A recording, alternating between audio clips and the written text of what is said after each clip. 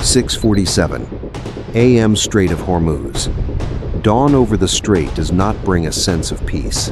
For the watchstanders aboard the USS Abraham Lincoln CVN-72, the dim sunlight is merely a noise variable for optical sensors.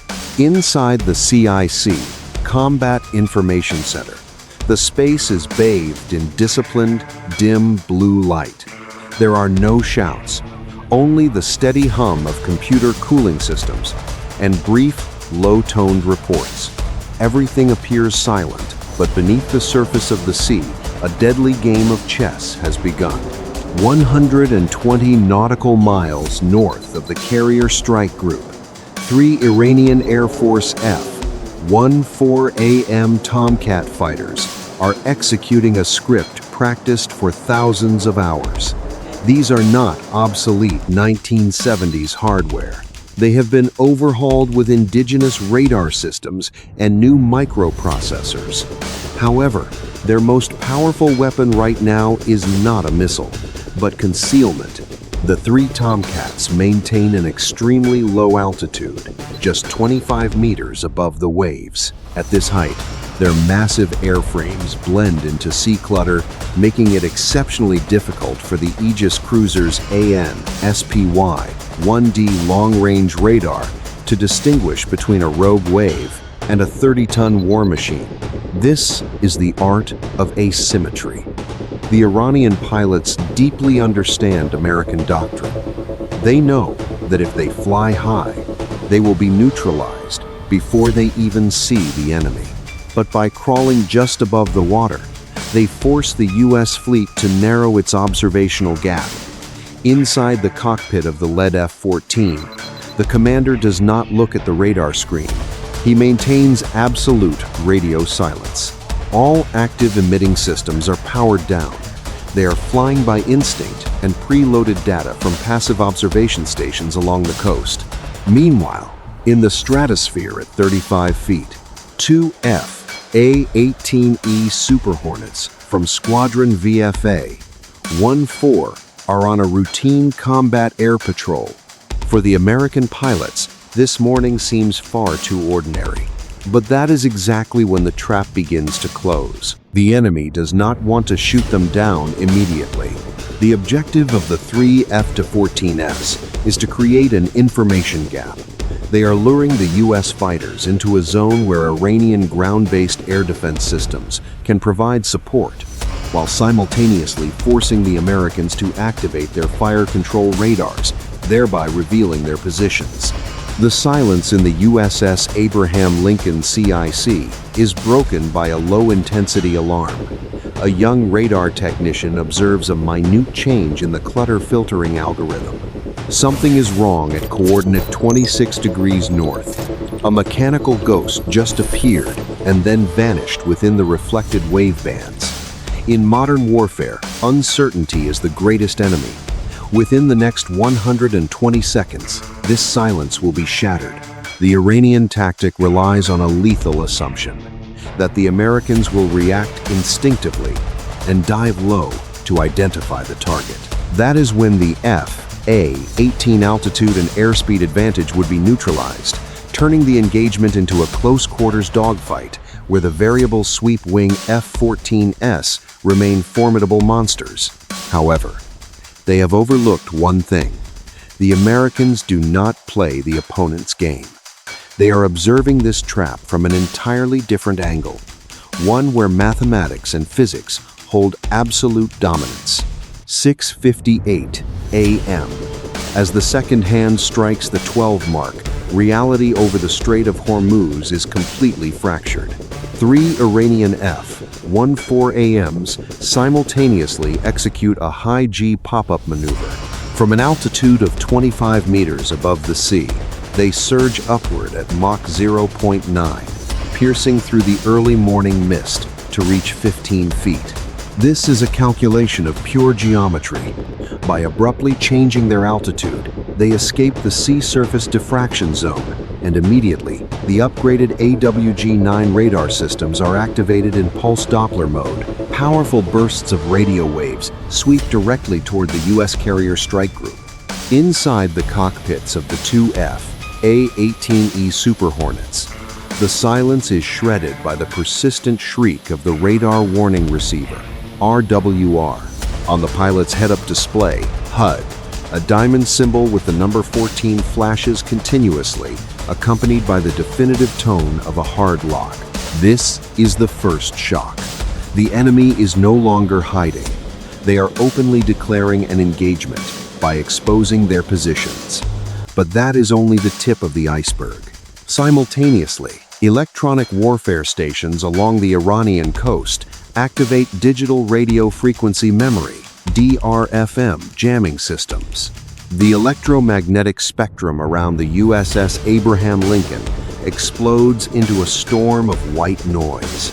On the radar screens of the Arleigh Burke-class destroyers, thousands of ghost targets appear, dancing in chaos. This is a state of information overload. The Aegis system's filtering algorithms must process millions of data packets per second to distinguish between the actual F-14S and the simulated signals generated by the adversary. 7:01 a.m. The lead F-14 launches two Fokker 90 missiles. The 500-kilogram steel masses separate from the airframe, their rocket motors igniting to create massive white plumes against the deep blue sky. The Fokker 90 is a modernized variant of the Phoenix lineage, designed to eliminate high-value targets from extreme distances. They do not fly directly at the target, but instead loft into the stratosphere to utilize the thin atmosphere, maintaining a velocity of Mach 5 before diving like spears from the heavens. The pressure inside the CIC reaches its zenith. Weapon control officers face a horrific probabilistic equation. Reaction time is compressed into mere seconds.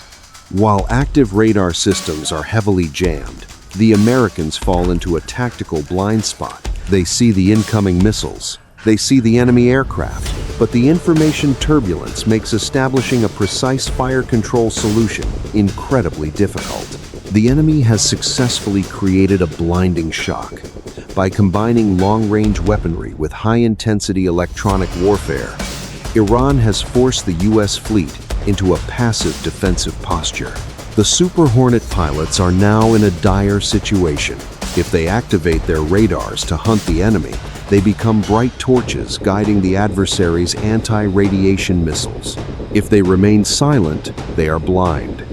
Suffocation envelops the entire battle space, where the boundary between a trillion-dollar war machine and a pile of scrap metal is separated only by the human capacity to master chaos.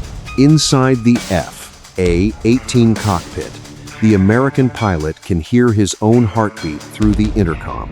The Link 16 system begins to display warnings regarding data integrity. Military satellites in low Earth orbit are also being targeted by Iranian laser dazzling systems. This is not merely an aerial engagement. It is an all-out assault on the nervous system of the American military. The information gap currently favors the Iranians, and they are utilizing every millisecond to tighten the noose around the carrier strike group. 7:04 a.m. above the Strait of Hormuz, inside the cockpit of the lead A-18E Super Hornet, call sign Viking 01. The pilot remains unshaken by the frantic alarms.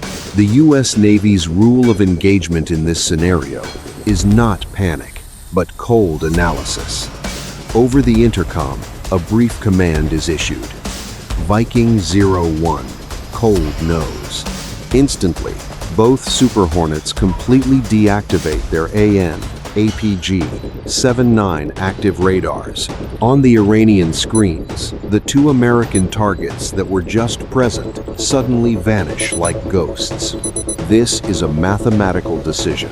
By deactivating the radar, the Americans have eliminated the signal source that the Iranian anti-radiation missiles were homing in on. However, they are far from blind. Instead, they pivot to the silent eye, the IRS-2-1 infrared search and track system. This is a next-generation passive infrared sensor mounted beneath the centerline fuel tank. It emits no radio waves. It simply listens and observes thermal signatures. At Mach 0.9, the steel skin of the Iranian F-14S, creating friction with the air, generates a massive amount of thermal energy, standing out like flares against the cold backdrop of the stratosphere. The IOST-21 begins decoding these heat plumes, converting them into precise geometric coordinates on a digital map. At this moment, the information gap begins to flip. The Iranians are still pouring all their jamming power into a void, while the Americans are silently observing their every move from high above. 7:06 a.m. Another critical factor emerges. An E-2D Advanced Hawkeye, call sign Big Eye, orbiting at 25 feet, 80 nautical miles away. With its APY-9 active, electronically scanned array radar, the E-2D acts as the brain of the integrated combat network. Via the link, 16 data link, the E-2D streams a panoramic picture of the incoming Fakor 90 missiles directly into the Super Hornet pilot's JHMCS, Joint Helmet-Mounted Cueing System. The American pilots execute a gentle but geometrically calculated turn. They maintain an altitude of 40 feet, utilizing their potential energy advantage to convert into kinetic energy when needed. They refuse to descend for a close-quarters engagement as the opponent intends. In American tactical doctrine, engaging in a close-range dogfight is a systemic failure. Their goal is to maintain separation and neutralize the adversary from beyond visual range. Down in the USS Abraham Lincoln CIC, coordination officers have identified a fire control solution through TDOA, time difference of arrival techniques. By measuring the time difference of the Iranian jamming signals reaching various ships within the strike group, they have pinpointed the exact locations of the shore-based jamming stations. The Americans are no longer trying to look through the fog of interference. They have begun using the fog itself to find the one holding the lantern. The engagement is no longer a shootout. It has become a high-intensity mathematical decryption. 7:11 a.m. The engagement enters a phase of brutal time compression. On the tactical displays of the E-2D Hawkeye, every piece on the board has moved into the precise alignment of a mechanical dissection. Inside the USS Abraham Lincoln CIC, fire control officers no longer stare at disconnected, flickering blips. They are observing a unified reality fused from thousands of disparate data sources. The CEC, Cooperative Engagement Capability, has generated a single truth map. On this map, the positions of the three Iranian F-14S are fixed with centimeter-level precision, despite their most aggressive jamming efforts. The fire command is transmitted via a single encrypted string over the link 16 system. The two A-18E Super Hornets maintain their cold nose status. Pilot 1 depresses the launch button on the right-hand control stick. Two AIM 120D AMRAAM missiles separate from the LAU 127 rails. For the first 2 seconds, they fall in free flight before their two-stage solid rocket motors ignite, generating thrust that surges them to Mach 4 inches an instant. This is where the system of systems philosophy demonstrates absolute dominance. These AIM 120D missiles do not require the A-18's radar for guidance. They receive continuous target updates from the E-2D Hawkeye via a two-way data link. This means the Iranian pilots receive 0 RWR alerts regarding radar locks from the American fighters. To them, the sky remains artificially silent, while the messengers of death close in at thousands of meters per second. 7:13 a.m. The Iranian F-14 sense an anomaly as their optical sensors detect white plumes from the high horizon. The Iranian-led pilot orders a break-right defensive maneuver and deploys volleys of flares and chaff. They attempt a hard turn. pulling 7.5 Gs to break the missile's tracking solution. Geometrically, this is an attempt to create a radical change in line-of-sight rate, hoping the missile's seeker cannot compensate in time. However, the AIM-120D is not a mere mechanical arrow.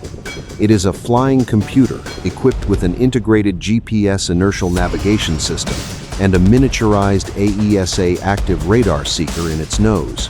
Only when 15 kilometers from the target do the missiles officially activate their internal radars. At this moment, the frantic alarms finally scream inside the Iranian cockpits, but it is far too late. Time has been compressed to the point where human biological limits can no longer respond. Over the next 45 seconds, the devastating precision of American technology is laid bare. The first missile slices through the F-14-1's jamming screen, executes a trajectory correction using hypersensitive control fins, and detonates its laser proximity fuse. A massive fireball erupts at 20 feet. Only 12 seconds later, the second F-14 is neutralized while attempting an unsuccessful barrel roll. The airframes of the legacy fighters simply cannot withstand the pressure from 21st century proportional navigation algorithms. The third F-14, witnessing two wingmen vanish from the radar screen in a heartbeat, makes a survival decision. The pilot slams the throttles into full afterburner, drops the nose, and dives toward the sea surface to flee back to Iranian airspace. The Americans do not pursue. Their objective was not total annihilation, but the re-establishment of deterrence through absolute mastery of the information gap. The engagement begins and ends in less than 14 minutes.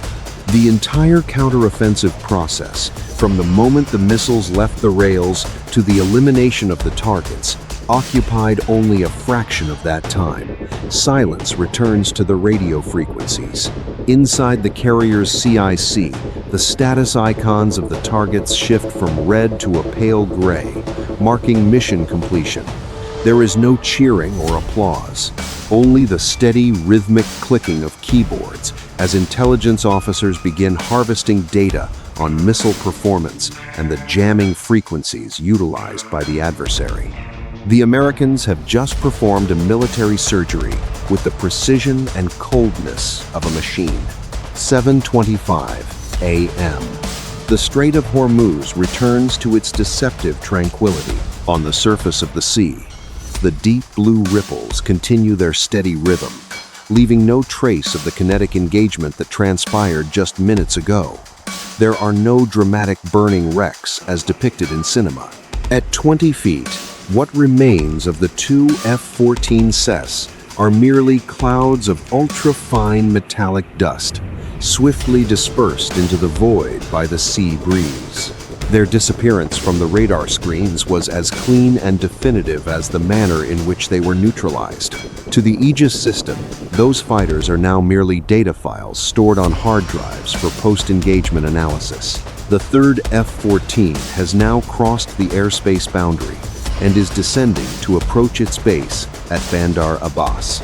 Inside the cockpit, the Iranian pilot is likely experiencing a psychological state military analysts describe as the collapse of technical confidence. He executed every doctrine correctly.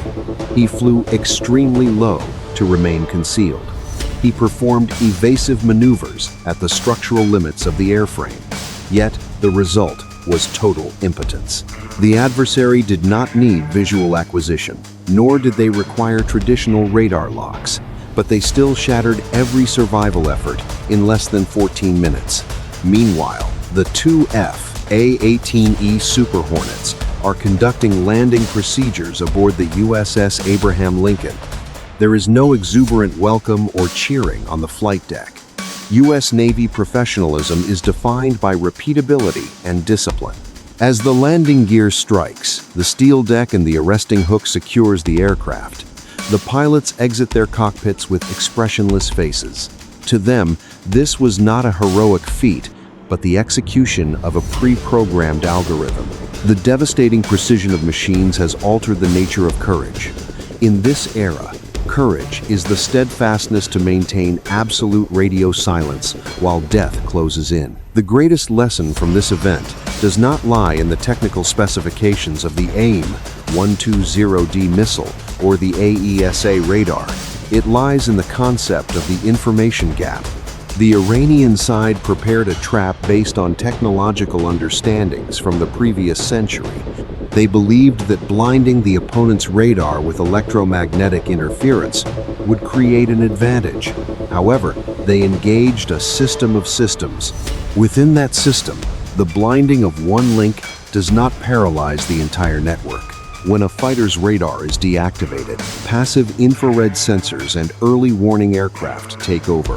When information is shared in real time between ships, aircraft, and missiles, battlefield reality becomes transparent to one side and pitch black to the other. This engagement serves as evidence that true stealth is not found in radar-absorbent coatings, but in radio silence. He who controls electromagnetic emissions controls the battle space. The Americans won not because they had faster planes, but because they converted the opponent's chaos into structured data. The information gap is a black hole, and any asset that falls into it without network link support will be crushed by mathematics and logic. We have just witnessed a simulation of how technology and discipline crush isolated asymmetric efforts. In future videos, we will continue to deep dive into more complex engagement scenarios where artificial intelligence and autonomous systems begin to dominate the skies. Thank you for following this in-depth analysis. Do not forget to hit subscribe and the bell icon to stay updated on the next tactical reports on this channel. What are your thoughts on whether legacy assets still stand a chance in the future? Leave a comment below. See you at the next Tactical Coordinates. End of report.